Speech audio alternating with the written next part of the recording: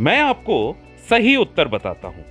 यह क्लाइंट तो सर्वग्राम credit policy के हिसाब से उपयुक्त नहीं है। यह समझने के लिए अभी हम आगे बढ़ते हैं। मॉड्यूल के अंत में आपको स्वयं ही समझ में आ जाएगा कि यह सही कस्टमर क्यों नहीं है। Welcome back. जैसा कि मैंने बताया था कि इस मॉड्यूल में हम समझेंगे कि हमारे लिए एक वैलिड पाइपलाइन क्या होता है। हम यह भी डिस्कस करेंगे कि हमारे मेन कस्टमर सेगमेंट्स कौन से हैं और उसकी क्या एलिजिबिलिटी है। एलिजिबिलिटी जानने के लिए सर्वग्राम में सबसे पहले 3 चीजें देखी जाती है और वो है multiple source of income, house hold concept और CWB। लेकिन उससे भी पहले 3 खास बातों पर ध्यान दें। पहला, क्लाइंट हमेशा ब्रांच के अप्रूव पिन कोड में से ही होना चाहिए।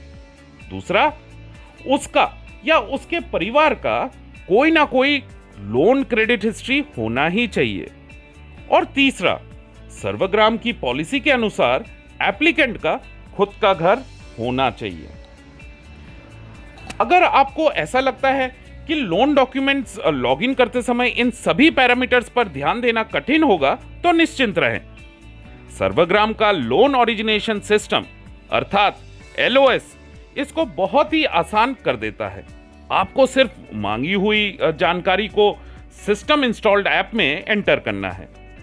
सिस्टम खुद ब खुद सेगमेंट, लेवलिंग और लोन एलिजिबिलिटी के अनुसार लोन प्रोसेसिंग के लिए केस लॉगिन कर लेता है। हम इस मॉड्यूल में जगह जगह पर LOS सिस्टम से आपका परिचय करवाते रहेंगे। चलिए अब बताइए मल्टीपल सोर्स ऑफ इनकम क्या है। ऑप्शन 1, रमेश फैक्ट्री में काम करते हैं, साथ ही मिल्क प्रोडक्शन से भी उन्हें इनकम प्राप्त होती है। ऑप्शन 2, रमेश फैक्ट्री में काम करते हैं और उनके पिताजी फार्मर हैं।